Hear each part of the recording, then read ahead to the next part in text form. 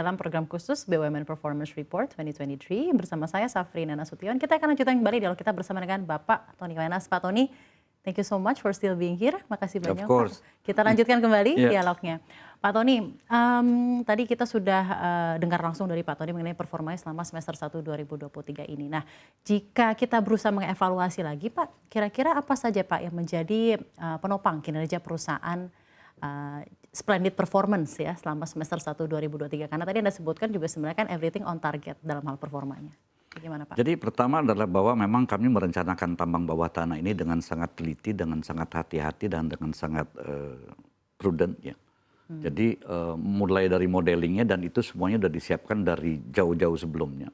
Sehingga pada saat IUPK disepakati itu ada business plan juga yang disepakati bersama pemerintah, bersama NID, dan kita mengacu pada business plan tersebut.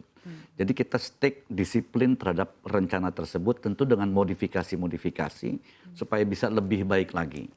Dan ternyata bahwa tim di lapangan juga bisa kemudian menghasilkan yang lebih baik daripada rencana tersebut. Dan tentu saja ini didukung juga oleh teamwork yang sangat solid. Saya selalu mengatakan bahwa kami di Freeport Indonesia itu seperti one big happy family gitu. Jadi kita mengerjakan sesuatu betul-betul dengan sama-sama, dengan teamwork yang baik. Dan kalau one big happy family itu biasanya ada respect di situ, ada unsur saling menjaga, saling mengingatkan, saling mendukung. Dan ada berapa Pak jumlah karyawan? Karyawan kita hampir 30.000 semuanya. Baik. Baik karyawan langsung kita maupun karyawan kontraktor yang tinggal di sana. Jadi memang semua udah seperti satu keluarga besar. Walaupun perusahaannya berbeda, tapi mereka tinggal diam di sana, anaknya sekolah sama-sama. Jadi benar-benar kayak one big happy family. Dan itu yang membuat kita bisa kemudian mencapai target-target ini dengan baik dan tentu saja didukung dengan sistem teknologi yang kita miliki ya. Yang kita namakan advanced digital technology. Ini kemudian bisa membuat modeling yang tepat, kemudian perencanaan yang tepat dan juga eksekusi yang tepat. Dengan proses digitalisasi yang betul-betul saya dari Jakarta tuh bisa melihat langsung lah apa yang terjadi di sana, maksudnya real time, berapa banyak produksinya, kemudian ini apa problem yang ada di sana, bahkan dari handphone ya kita bisa. Jadi a beautiful combination between strategic planning, teamwork dan juga teknologi. Teknologi gitu ya, Pak, application. Nah, sebagai CEO Pak, Presiden Direktur, how do you infuse the organization culture? One big happy family for 30,000 employees. Ya memang harus sering-sering ke sana. Oh gitu. Harus sering-sering ke sana dan sit with them, talk to them, and from heart to heart. Saya contoh lah, pada saat kita pandemi mulai itu kita isolasi Tembagapura. Ya, selama 4 bulan kita isolasi, orang nggak boleh masuk dan nggak boleh keluar. Kalau 2020 tuh berarti Pak? Ya, kalau keluar dari Tembagapura nggak ada jaminan bahwa Anda bisa kembali lagi. Jadi kita isolasi, saya nggak boleh ke sana. Jadi pada saat begitu dibuka, isolasi tersebut kita buka, langsung hari pertama juga saya terbang ke sana untuk ketemu dalam kondisi di tengah pandemi yang begitu. Saya tetap datang ke sana untuk ketemu dengan mereka walaupun dengan jaga jarak dan lain sebagainya untuk appreciate, no, I have to be here because this is all my family.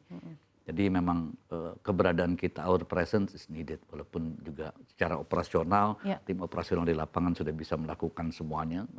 Tapi kan tetap kehadiran pimpinan di situ, saya juga masih tetap menjalankan apa yang diajarkan Ki Hajar Dewantoro, yaitu Tutwuri Handayani, Sing Adio Mohon Karso, Sing Arso Sing Tulodo. Jadi baik di depan, di tengah, dan di belakang itu sama-sama. Di depan memberikan contoh teladan, di tengah kemudian mengajak, dan dari belakang mendorong. Jadi fungsi itu terus kita jalanin. Semakin menjelaskan mengapa kontribusi PT FI untuk Indonesia ini ya Pak ya, tidak hanya untuk tadi direct benefitnya itu, tapi juga untuk komunitas dan juga people there. Ya, gitu dan ya, multiplier Pak, efeknya multiplier efeknya luar biasa. Baik Pak, looking forward sampai akhir tahun ini Pak, 2023 ini kan udah mau September gitu ya.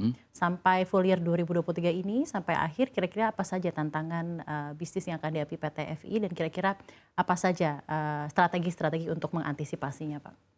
Tantangan utama kita di sana adalah tantangan alam dan tantangan keamanan ya. Masih ya Pak, keamanan itu masih ya Pak? Ya, walaupun di daerah kerja kita udah lebih dari 3 tahun dan 3,5 tahun ini nggak pernah ada insiden apapun juga. Tapi tetap itu merupakan satu tantangan bagi kita. Kita harus tetap waspada. Jadi tantangan alam itu dan juga tantangan sumber daya alamnya, karena di sana curah hujannya tinggi sekali. salah satu yang paling tinggi di dunia, curah hujan di sana Pak ya? Tertinggi di dunia, sehingga memang jenis bijinya itu kita istilahkan wet mud, jadi bijinya basah sehingga mudah sekali terjadi longsoran dari wet mud. Dan itu kita gunakan teknologi lagi juga. Teknologi untuk soilnya? Smart kamera, untuk smart kamera sama early warning system.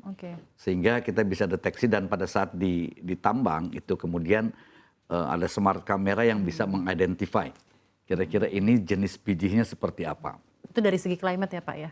Ya, kalau keamanan seperti apa? Kalau keamanan ya tentu saja lah, kita terus waspada, kita tingkatkan, bekerja sama-sama Polri dan TNI untuk terus dapat melakukan tugas patroli dan lain sebagainya, menjaga perimeter-perimeter yang ada.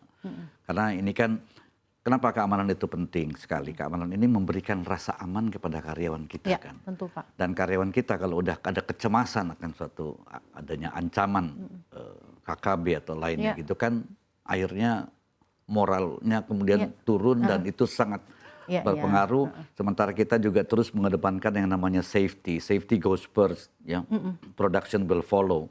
Dan di samping safety kita juga punya value yang kita terapkan terus, yaitu sincere istilahnya. Singkatannya yaitu safety, integrity, commitment, respect, and excellence. Sincere. Ya, sincere. Jadi ada ketulusan juga di situ. Jadi ini selalu kita kedepankan sehingga memang bisa mengatasi atau menghadapi tantangan-tantangan yang ada. Di samping tentu tantangan operasional juga ya, bagaimana logistiknya. Kadang-kadang juga curah hujannya terlalu tinggi sehingga mengganggu logistik, mengganggu pergerakan, dan ini juga tantangan yang harus kita hadapi. Tapi kami memiliki sistem yang cukup, dan dari segi safety juga ada yang namanya fatal risk management ya, electronic fatal risk management yang bisa mengidentify potensi-potensi bahaya secara digital. Memang sudah jadi untuk anticipate dan mitigate itu sudah teknologinya kemudian, ya Pak ya? Kemudian dianalisa, kemudian diberikan masukan kepada baik yang bersangkutan maupun kepada timnya maupun supervisor. Baik Pak.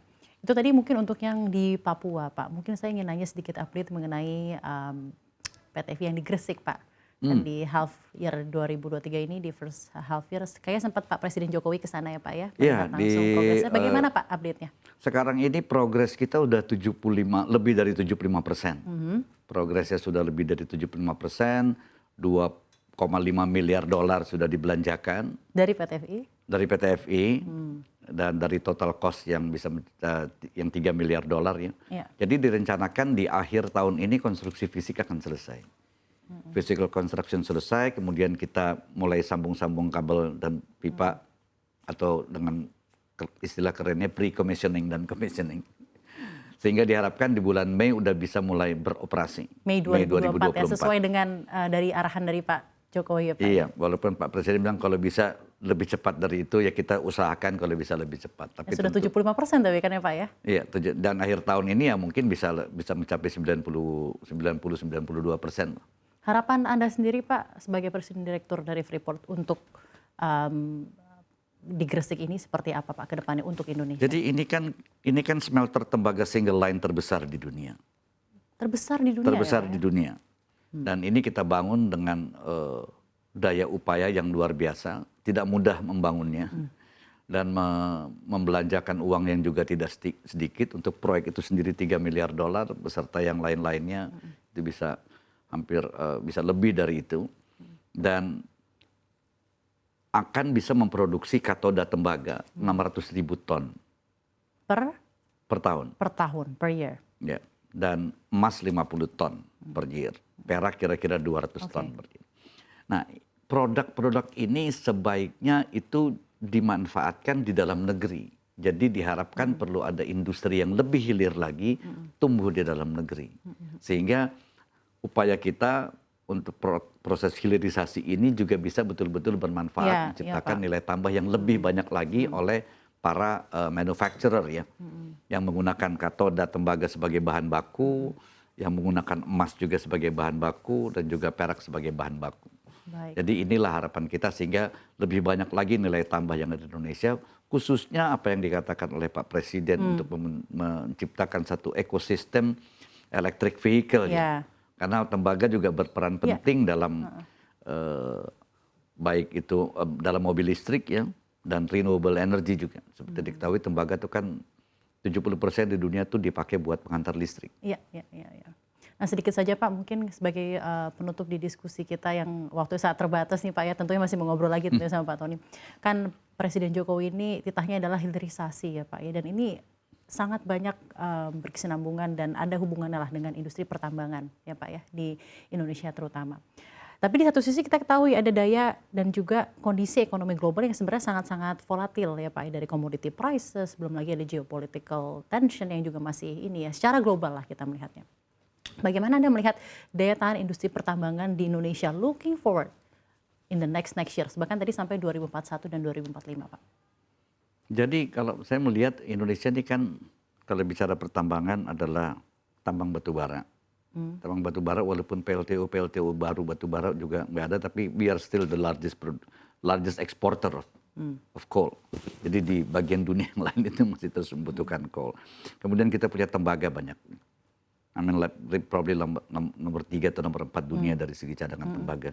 Nikel kita nomor 1 atau nomor 2. Kemudian boksit juga kita banyak. Dan ini sebagian besar adalah base metals. Jadi betul. kemudian belum boksit menjadi alumina dan aluminium. Jadi dan base metals ini akan sangat dibutuhkan untuk kedepannya di ekosistem electric vehicle itu, renewable energy. Ya, sekarang dunia berlomba-lomba untuk membangun power plant baru yang renewable. Contoh lah tembaga misalnya untuk wind farm gitu ya, tenaga angin, listrik tenaga angin itu dan untuk setiap megawattnya membutuhkan 1,5 ton tembaga. Dan untuk solar panel itu membutuhkan kira-kira 4 ton tembaga dalam setiap megawattnya. Jadi Anda optimistis ya Pak ya melihat untuk saya industri pertambangan? Optimistis bahwa kita makanya kemudian ini kaitannya dengan Indonesia maju atau Indonesia emas di tahun 2045. Itu sangat mungkin jadi dengan pertumbuhan ekonomi yang stabil di atas 5%, bahkan mungkin bisa lebih tinggi lagi dari itu.